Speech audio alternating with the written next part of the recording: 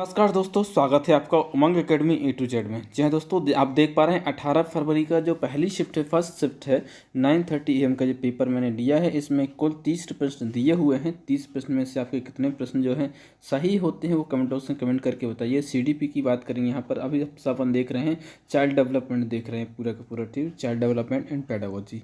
इसमें किस प्रकार से क्वेश्चन पूछे जाते हैं, किस प्रकार से आपको हल करना है, वो मैं आपको तरीका बताऊँगा ताकि आप ज़्यादा से ज़्यादा स्कोर कर सकें और कम से कम समय में। ठीक है, तो आपसे रिक्वेस्ट है कि यदि वीडियो अच्छा लगता है तो लाइक ज़रूर कर दें, और किसी प्रकार के जो सवाल पूछे जाते हैं इसमें तो उनके कमेंट बॉक्स से कमेंट कर दें। यदि कोई सवाल में डाउट है तो उसको भी आप कमेंट बॉक्स से कमेंट कर सकते हैं। तो चलिए बगैर टाइम वेस्ट करें सीधे क्वेश्चन पे आते हैं। पहला क्वेश्चन यहाँ पर दिया हुआ है, निम्नलिखित में से कौन सा एक बाल केंद्रित अधिगम का अभ्यास नहीं है।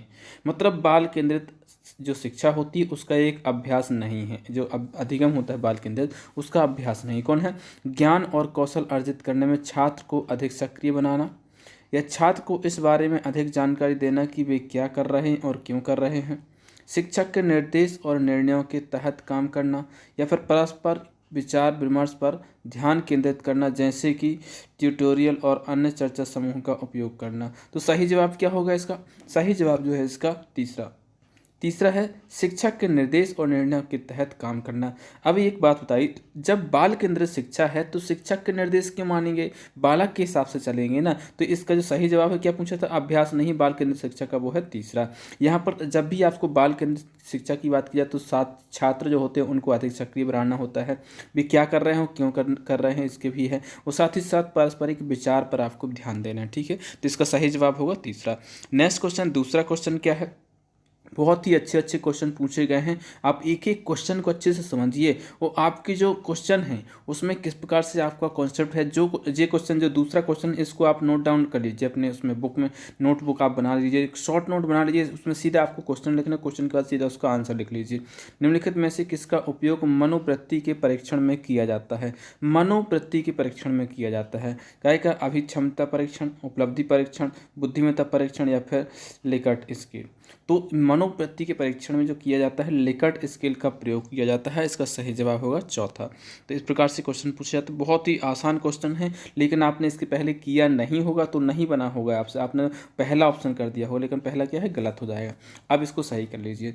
तीसरा क्वेश्चन, शिक्षा के क्षेत्र में बहुसांस्कृतिक जागरूकता में उनके खाली स्थान के संदर्भ में छात्रों में मतभेद की समझ और सराहना शामिल है। क्या के कौशल और क्षमता, विशेष आवश्यकताएं और उपहार, सामाजिक आर्थिक स्थिति और धार्मिक पृष्ठभूमि, या फिर व्यवहार और स्वभाव। तो जो बहुसांस्कृतिक क्षेत्र में जो जागरूकता होती है उसमें मुख्य रूप से समाज को देखा जाता है। काय को देखा जाता है? समाज को। तो सामाजिक आर्थिक स्थिति और धार्मिक पृष्ठभूमि का विशेष ध्यान देना होता है, इसकी सराहना जो है उसमें शामिल होती। तो इसका तीसरा ऑप्शन क्या हो जाए? सही हो जाए। चौथा क्वेश्चन दिया हुआ यहाँ पर, एंटी तनाव दवा एक ऐसी दवा है जिसका प्राथमिक व्यवहार प्रभाव चिंता को कम करता है, लेकिन यह केंद्रीय तंत्र का जो नर्वस सिस्टम होता है के रूप में कार्य करता है। तो किस प्रकार की दवा है? जैसे आप जनरली सुनते होंगे कई लोगों को नींद नहीं आती है तो उनको दवाई लेनी पड़ती है, तो उनको क्या हो जाता है, उत्प्रेरक के रूप में कार्य करता है, अवसाद के रूप में, या फिर उत्तेजक के रूप में, या फिर संशोधक के रूप में। इसको क्वेश्चन को समझिए। एंटी तनाव जो दवा होती है, एंटी तनाव, कई जैसे मान लो कुछ लोगों को नींद नहीं आती है तो उनको नींद की दवाई लिख देते हैं डॉक्टर, तो वो नींद की जो दवा है वो लेते लेते वो क्या हो जाता है, डिप्रेशन में चले जाते हैं। डिप्रेशन में क्या हो जाता है, अवसाद हो जाता है, मतलब उसकी लत लग जाती है। कई लोगों को आपने देखा होगा कि मतलब वो किसी भी चीज़ का नशा करते हैं तो थोड़ा थोड़ा लेते एक समय ऐसा आता है कि जब तक वो उसको ना ले लें तब तक वो कुछ काम नहीं कर पाते। तो क्या होता है, अवसाद के रूप में इसका क्या कार्य करता है। ये क्या होता है, जो तनाव वाली दवा होती है। जैसे आपको मान लो आप गुटखा खाते हैं या फिर अल्कोहल करते हैं या कुछ भी आप यदि नशा करते हैं, ठीक है, और यदि आपको वो कर देते हैं तो आपको जो तनाव सा हो जाता है वो दूर हो जाता है। कुछ भी यदि बहुत सारा काम करके आए हैं या फिर आपने कहीं कुछ बहस हुई, बहुत लंबी यात्रा करके आए हैं तो आपको तनाव है, तो आप कुछ ऐसी मनपसंद चीज़ होती है, ऐसी दवाई होती है या कुछ ऐसा क्रियाकलाप होता है कि करते हैं तो वो क्या करता है, तनाव दूर कर देता है। तो उसकी फिर आपको क्या होती है, आदत बन जाती है, उस फिर आप क्या हो जाते हैं, डिप्रेशन में चले जाते हैं, जो क्या है, अवसाद का कार्य करता है। नेक्स्ट क्वेश्चन जो है, 5वां क्वेश्चन है, क्या दिया हो क्वेश्चन, निम्नलिखित में से कौन सा मुख्य रूप से बच्चों को परीक्षाओं में असफल होने का कारण है। यदि एक बालक असफल होता है परीक्षा में तो उसका मुख्य रूप से कारण क्या है। कक्षा का परिवेश, शारीरिक शक्ति, परीक्षा का डर या फिर परीक्षा के दौरान धैर्य की कमी। तो जो सबसे ज़्यादा जो बालक परीक्षा के मतलब असफल होते हैं परीक्षा में, उसका होने का जो मुख्य कारण है वो सबसे पहले जो कारण आता है परीक्षा का डर।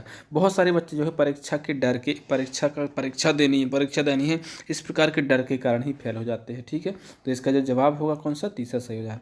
नेक्स्ट क्वेश्चन है, करके सीखना तब होता है जब अधिगम निम्न होता है। कैसा, जब करके सीखेंगे तो कौन सा अधिगम होगा, शिक्षक केंद्रित होगा, प्रासंगिक और व्यवहारिक होगा, निष्क्रिय और सैद्धांतिक होगा, रटना या शिक्षाप्रद होगा। ठीक है, तो देखो मैं इसके सबसे पहले आप ऑप्शन एलिमिनेट कीजिए।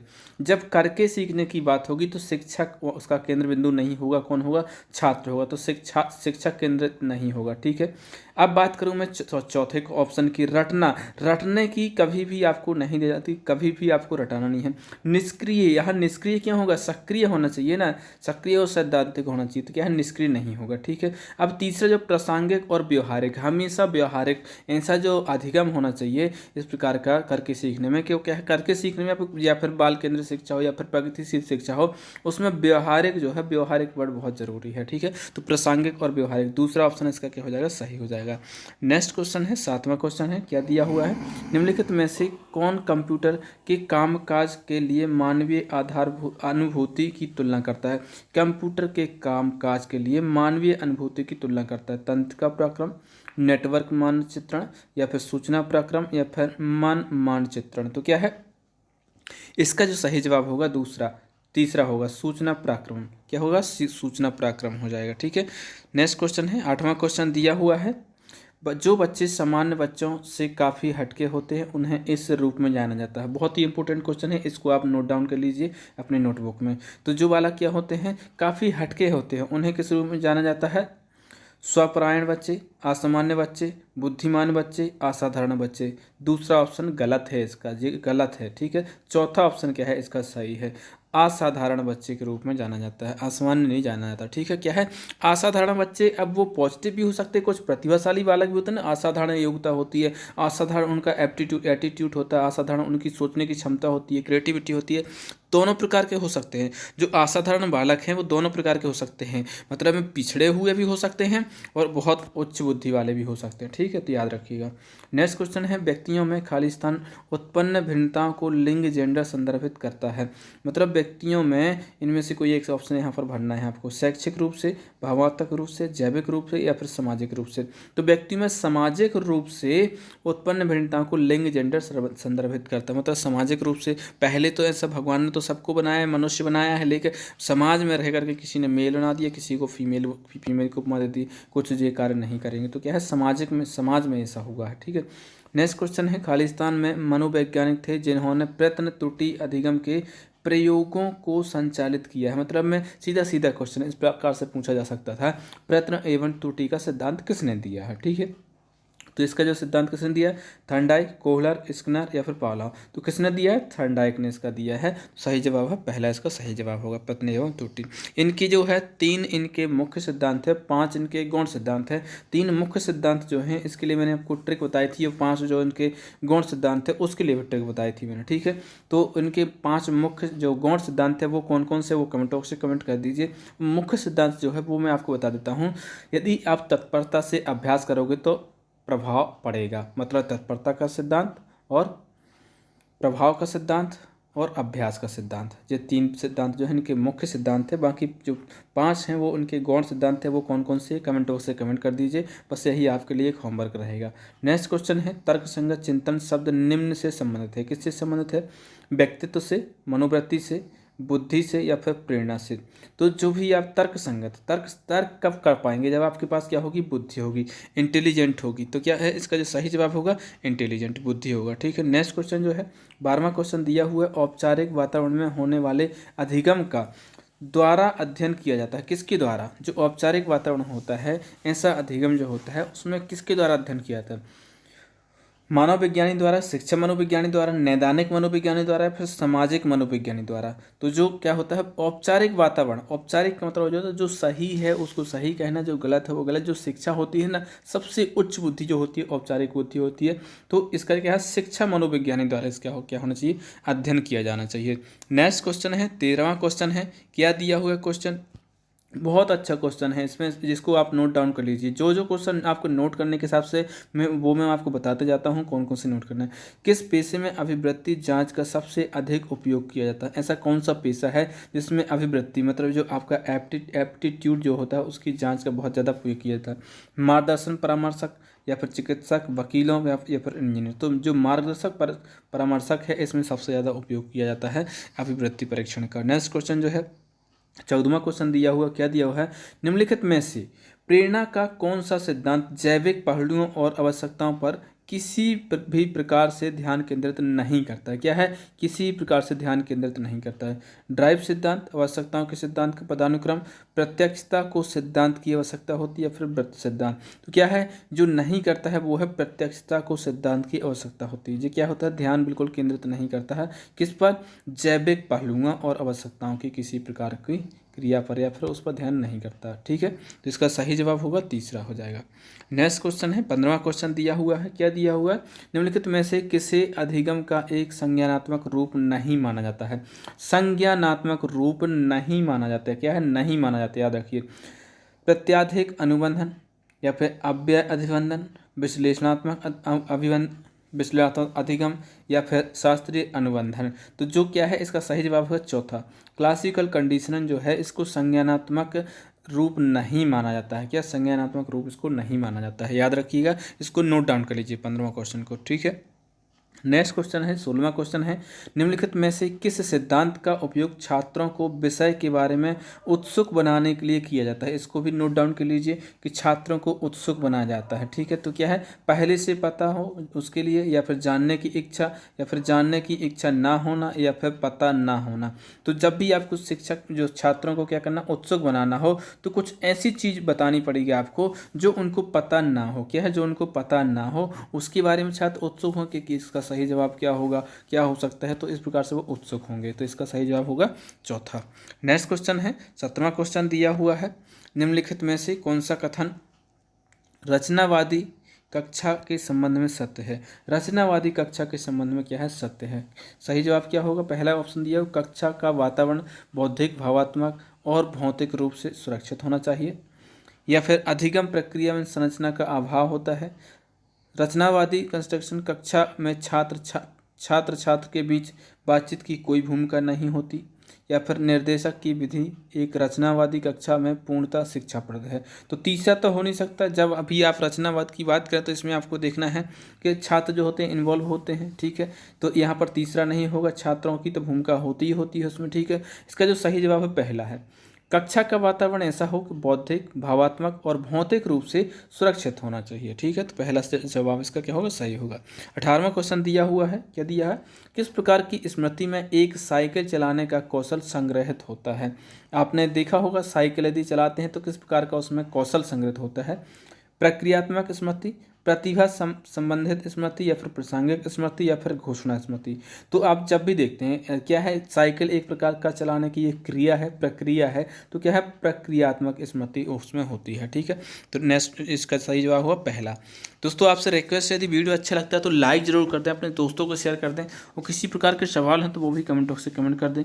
यदि आपने हमारे चैनल को अभी तक सब्सक्राइब नहीं किया तो उसको सब्सक्राइब कर लें, ताकि जैसी वीडियो डलेगा तो उसका नोटिफिकेशन भी आपको मिल जाएगा। उसके लिए आपको क्या करना होगा, जो बेल आइकन होगा उसको ऑल नोटिफिकेशन पे ऑन कर देना है। दिया हुआ 19वां क्वेश्चन दिया हुआ है, आत्म सुधार को व्यक्तित्व के दृष्टिकोणों में महत्ता दी जाती है, संज्ञानात्मक, मनोविश्लेषणात्मक, मानवतावादी, या फिर जैविक। तो जब भी आत्म सुधार की बात की जाए तो व्यक्ति का आत्म सुधार जो होता है, व्यक्तित्व जो होता है वो क्या होता है, मानवतावादी होता है। तो इसमें सही जवाब होगा तीसरा। इसको आप अपने नोटबुक में नोट डाउन कर लीजिए, इसका सही जवाब क्या है, तीसरा जो है इसका सही जवाब है। नेक्स्ट क्वेश्चन है 20वां क्वेश्चन दिया हुआ है, स्थायी विशेषताओं के पैटर्न के रूप में क्या वर्णित है जो एक व्यक्ति को परिभाषित करता है और स्थिरता एवं व्यक्तित्व का उत्पादन करता है? व्यक्तित्व, अधिगम, बुद्धि या फिर प्रेरणा। तो इसका सही जवाब कौन सा? पहला। पर्सनालिटी जो है, व्यक्तित्व जो है, वो परिभाषित करता है किसी व्यक्ति को कि उसकी व्यक्तित्व क्या है, उसका किस प्रकार से पर्सनालिटी है, किस प्रकार से उसका व्यवहार है। ठीक है, तो पहला ऑप्शन इसका सही हो जाएगा। नेक्स्ट क्वेश्चन है 21 क्वेश्चन दिया हुआ है, किस तरह का विद्यार्थी है एक बच्चा किस तरह का विद्यार्थी है जो विषय से संबंधित भौतिक गतिविधि करते हुए सबसे अच्छा सीखता है। यानी एक छात्र है जो भौतिक गति मतलब उसमें उसके विषय में जो भी कार्य दिया हुआ है, फिर जो भी सिलेबस दिया हुआ, जो भी पाठ्यक्रम दिया हुआ है, उसमें जो भी भौतिक गतिविधि होती है उसमें वो सबसे अच्छा प्रदर्शन करता है। तो वो किस प्रकार के छात्र है? श्रव्य, पठन लेखन, दृश्य या फिर गति संवेदी। तो बहुत ही सिंपल आंसर है, क्या है? गति संवेदी। जब भी आपको ऐसे कुछ कार्य हो, ऐसा अधिगम हो जो आप कर रहे हैं जिसमें आप क्या करते हैं, बहुत ज़्यादा अपनी अंगों का उपयोग करते हैं, अब मोस्टली आप मसल्स का यूज करते हैं, हाथ पैर का यूज करते हैं, तो वो होता है गति संवेदी। ठीक है, सही जवाब होगा इसका चौथा। नेक्स्ट क्वेश्चन है 22 क्वेश्चन क्या है? अधिगम को एक जीव के खालिस्तान के अपेक्षाकृत स्थायी परिवर्तन लाने की प्रक्रिया के रूप में परिभाषित किया जाता है। तो मतलब क्या होता है? व्यवहार जो है इसका सही जवाब है। अधिगम को जीव के व्यवहार में अपेक्षाकृत स्थायी परिवर्तन लाने की प्रक्रिया के रूप में परिभाषित किया जाता है। जो अधिगम है उसका उद्देश्य ही होता है कि कोई भी व्यक्ति है तो उसका जो व्यवहार है वो किस प्रकार से परिवर्तित किया जाए। पहले किस प्रकार का व्यवहार करता था, उसको अच्छा व्यवहार किस प्रकार से परिवर्तित करना है, यही तो है अधिगम। इसीलिए तो सिखाया जाता है, इसी को तो बोला जाता है लर्निंग। ठीक है, तो इसका सही जवाब होगा पहला। नेक्स्ट क्वेश्चन है 23 क्वेश्चन है, बंडूरा द्वारा किए गए फियरलेस पियर प्रयोग में किसने मॉडल की भूमिका निभाई थी? जो बंडूरा ने सिद्धांत दिया था फियरलेस पियर जो प्रयोग किया था उसमें किसने मॉडल की भूमिका निभाई थी? प्रयोगकर्ता ने, निडर बच्चे ने, मित्रवत कुत्ते ने या फिर भयभीत बच्चे ने। तो निडरलेस क्या है? निडर बच्चे ने इसकी भूमिका निभाई थी। तो दूसरा इसका क्या हो जाएगा? सही हो जाएगा। नेक्स्ट क्वेश्चन की बात करूँ 24 क्वेश्चन है, भाषा में अर्थ के अध्ययन को इस नाम से जाना जाता है। जब भी आप भाषा पढ़ाते हैं तो उसमें उसका जो अर्थ का अध्ययन करना होता है उसको किस नाम से जानते हैं? मॉर्फोलॉजी, लिंग्विस्टिक, सिंटैक्स या फिर सिमेंटिक। बहुत ही अच्छा क्वेश्चन है, इसको आपको नोट डाउन कर लेना चाहिए क्योंकि ये एक प्रकार से बिल्कुल फैक्ट वाला क्वेश्चन है। क्या है? फैक्ट वाला क्वेश्चन है। तो क्या बोला? सिमेंटिक्स के नाम से जाना जाता है। जो भाषा का अध्ययन करते हैं उसमें जो अर्थ का अध्ययन करते हैं उसको सिमेंटिक्स बोला जाता है। ठीक है, नेक्स्ट क्वेश्चन है 25 क्वेश्चन है, क्या दिया हुआ है? पियाजे के अनुसार 7 से 12 साल की उम्र की विकास की अवस्था को कहा जाता है? मूर्त संक्रियात्मक अवस्था, औपचारिक संक्रियात्मक अवस्था, पूर्व संक्रियात्मक अवस्था या फिर संवेदी पेशीय अवस्था। तो दोस्तों आप लोगों को इतना याद रखना है कि जो आपके सिलेबस में जो भी मनोवैज्ञानिक सिद्धांत दिए हुए, पावला दिया, जीन पियाजे दिया, कोहलर दिया है, जो भी दिए हैं मैं करवा चुका हूँ उसके, तो आप उसका जो थ्योरी सेक्शन है वो ये, आपको यदि किसी भी मनोवैज्ञानिक का नाम आता है, किसी भी जो भी सिद्धांत देते हैं मनोवैज्ञानिक या फिर जो भी व्यवहारवादी हैं, तो उनकी पूरी की पूरी हिस्ट्री आपके सामने आपकी आंखों में झूलनी चाहिए कि उनका जन्म कहाँ हुआ था, कब हुआ था, उन्होंने कौन सा सिद्धांत दिया था, किस पर प्रयोग किया था, किस सन में प्रयोग किया था। ये सब चीज़ें आपको बिल्कुल याद होनी चाहिए। कुल मिलाकर के 5 या 6 ऐसे मनोवैज्ञानिक या फिर सिद्धांतवादी हैं जिनके आपको पता होना चाहिए। इसका सही जवाब क्या होगा? आप जानते हैं कि जीन पियाजे की जो पहली अवस्था होती है वो संवेदी पेशी अवस्था हो, जो कि क्या होती है 0 से 2 वर्ष होती है। इसके बाद में हो तो पूर्व संक्रियात्मक होती है 2 से 7 वर्ष होती है। इसके बाद में होती है मूर्त संक्रियात्मक 7 से 12 वर्ष होती है और इसके बाद में होती है 12 से लेकर के आगे तक वो होती है औपचारिक संक्रियात्मक। तो इसका सही जवाब कौन सा होगा? पहला होगा, कॉन्क्रीट ऑपरेशनल या फिर मूर्त संक्रियात्मक अवस्था। ठीक है, तो इस प्रकार से इसका सही जवाब पहला हो जाएगा। नेक्स्ट क्वेश्चन 26 क्वेश्चन है, क्या दिया हुआ है? खालिस्तान के मामले में शरीर की 4 अंग प्रभावित होते हैं। इसका यदि आप देखेंगे तो थोड़ा सा कॉन्सेप्ट लगाएंगे इंग्लिश का तो आप बिल्कुल आसानी से देंगे। यदि आपने इंग्लिश थोड़ा बहुत ही पढ़ी होगी तो आप समझ जाएंगे। यदि आपने गणित, इंग्लिश मीडियम की यदि आपने गणित पढ़ी होगी और उसमें मोस्टली वो चैप्टर जिसमें सर्कल होता है या फिर वो आपका आयत होता है, वर्ग होता है, जिसमें 4 चीज़ों के बारे में पूछा जाता है, तो आप इसका आंसर बिल्कुल आराम से लगाएं। ट्राइप्लेजिया, बाईप्लेजिया, क्वाड्रिप्लेगिया या फिर हेमीप्लेगिया। तो इसका सही जवाब क्या है? क्वाड्री। जब आप देखते हैं कि कभी भी यदि जनरली बीमा भी देखते हैं, जब इंश्योरेंस पॉलिसी होती है उसमें बोलते हैं कि क्वार्टरली भर हो गए, क्वार्टरली भर हो गए, कि 3 मंथ में, 2 मंथ में, 1 ईयर में ईयरली भर हो गए। तो जब 4 महीने की बात की जाती है, मतलब में पूरा 3-3 महीने को बोला जाता है, या फिर इसमें क्या करेंगे 4 है, मतलब कोई सी चीज़ है यदि 4 है तो इसका 1/4 भाग जो होता है उसको बोला जाता है क्वाड्रिप्लेगिया, क्या बोला जाता है? क्वाड्रिप्लेगिया बोला, तो मतलब मानव खाली स्थान के समय क्वाड्रिप्लेजिया के मामले में शरीर के 4 अंग प्रभावित, मतलब 4 को मोस्टली क्या है? क्वाड्रिप्लेजिया बोला जाता है। तो इसका सही जवाब होगा तीसरा। ठीक है, नेक्स्ट क्वेश्चन है 27 क्वेश्चन है, बहुत अच्छा क्वेश्चन है। इसको भी आप जो आपने देखा है 26 इसको नोट डाउन करना है, 27 को भी नोट डाउन करना है। किसी के व्यक्तित्व के विकास से खाली स्थान में सहायता होती है? परिपक्वता की प्रक्रिया को तेज करने में, शरीर का कद बढ़ाने में, सामाजिक आर्थिक स्थितियों से निपटने में, या फिर जन्मजात विकारों पर काबू पाने में। किसी भी व्यक्ति का यदि व्यक्तित्व विकास होता है तो उससे किस चीज़ में सहायता मिलती है? परिपक्वता की प्रक्रिया तेज करने में नहीं मिलती है, ना ही कद बढ़ाने में मिलती है, और ना ही जन्मजात विकारों को दूर करने में। उसकी जो मुख्य रूप से सहायता होती है सामाजिक स्थितियों से निपटने में। यदि किसी व्यक्तित्व का व्यक्तित्व अच्छा है तो वो किस प्रकार से समाज में उससे निपटना है, किस प्रकार की बुराइयां हैं उसको किस प्रकार से ठीक करना है, इसके संबंध में उसकी क्या है? परिपक्वता जो होती है, उसका जो व्यवहार होता है वो निखर के आता है। नेक्स्ट क्वेश्चन है, थर्नडाइक के सिद्धांत के अनुसार उत्तेजना प्रतिक्रिया युग्मों की आवृत्ति निम्न का गठन निर्धारित करता है। जो थर्नडाइक का एक सिद्धांत है, उत्तेजना प्रतिक्रिया काय का जो है आवृत्ति किसका गठन निर्धारित करता है? प्रबलन का, आदत का, या फिर दंड का, या फिर अनुबंध का। क्वेश्चन बहुत घुमा के पूछे जा रहे हैं। ये सीधे सीधे पूछा जा सकता था कि उत्तेजना प्रतिक्रिया किससे संबंधित है, तो वो क्या है? आदत से। क्या है? आदत, जिसको हैबिट बोलते हैं, तो हैबिट से संबंधित है। ठीक है, इसका सही जवाब हो जाएगा दूसरा। नेक्स्ट क्वेश्चन है 29 क्वेश्चन है, सेकंड लास्ट क्वेश्चन। निम्नलिखित में से कौन सा रचनात्मक सिद्धांत का उदाहरण है? रचनात्मक सिद्धांत का उदाहरण है तर्क करना, समय प्रबंधन, सक्रिय श्रवण, या फिर पूछताछ। तो रचनात्मक चिंतन जो होता है इसको क्या बोला जाता है? पूछताछ। क्या है? पूछताछ जो होगा इसका सही जवाब होगा। आपको लग रहा होगा तर्क करना नहीं, आर्गूमेंट। यहाँ पर थोड़ा सा इंग्लिश पे ध्यान दीजिए। क्या है? इंग्लिश पे ध्यान दीजिए। आर्गूमेंट नहीं होता है, क्या होता है? पूछताछ जो होता है, इसका सही जवाब होगा। ठीक है, नेक्स्ट क्वेश्चन है 30 क्वेश्चन है, जो कि इस प्रैक्टिस टेस्ट का लास्ट क्वेश्चन है। क्या है? भाषा निम्नलिखित में से किस प्रकार की विषय वस्तु है? भाषा किस प्रकार की विषय वस्तु है? बहुत अच्छा क्वेश्चन है, और सीटेट में कई बार मैंने देखा है, हिंदी में भी देखा है, संस्कृत में भी देखा, पर्यावरण में, हर एक सब्जेक्ट में ये क्वेश्चन पूछा जा चुका है अभी तक। श्रवण है, रूढ़िवादी है, दृश्य है, और सांकेतिक है। तो जो भाषा है वो सांकेतिक क्या है? सांकेतिक प्रकार का क्या है? विषय वस्तु है, जो कि संकेत के रूप में भाषा सबसे पहले सीखी जाती है। तो यहाँ पर आपके ये 30 क्वेश्चन आपके कंप्लीट होते हैं। 30 में से आपके कितने प्रश्न सही हुए हैं वो आप मुझे कमेंट बॉक्स से कमेंट करके बताइए। तो यदि आपने चैनल को सब्सक्राइब नहीं किया तो प्लीज़ सब्सक्राइब कर लीजिए, साथ ही साथ उसका बेल आइकन प्रेस कर लें, ताकि जैसे ही वीडियो डलेगा उसका नोटिफिकेशन आपको मिल जाएगा। आपसे रिक्वेस्ट है कि आप चैनल पर जाइए, उस चैनल पर बहुत सारे आपको वीडियो मिल जाएंगे। हर एक सब्जेक्ट की प्लेलिस्ट बना दी है मैंने, तो वहाँ से जाकर के सब्जेक्ट वाइज प्लेलिस्ट देख सकते हैं, थ्योरी सेक्शन देख सकते हैं, प्रैक्टिस सेट भी देख सकते हैं। अभी आपको जो MCQ मिल रहे हैं, आपके पर्यावरण के मिल रहे हैं, वो बाल विकास के जो पिछले साल में क्वेश्चन पूछे गए हैं वो आपको मिल रहे हैं। इसके बाद में आपको गणित का MCQ मिलेगा, और संस्कृत का भी MCQ मिलेगा, और साथ ही साथ हिंदी का भी मिलेगा। तो जो संस्कृत और हिंदी का जो मिलेगा आपको पूरा का पूरा इसी प्रकार से पेपर करवा दिए जाएंगे। जो गणित होगा जो आपके सिलेबस में दिया उसके अकॉर्डिंग ही गणित चलेगा। ठीक है, उम्मीद है वीडियो पसंद आया है। वीडियो पसंद आया तो लाइक ज़रूर कर दें। मिलते हैं एक नई वीडियो में, तब तक के लिए नमस्कार।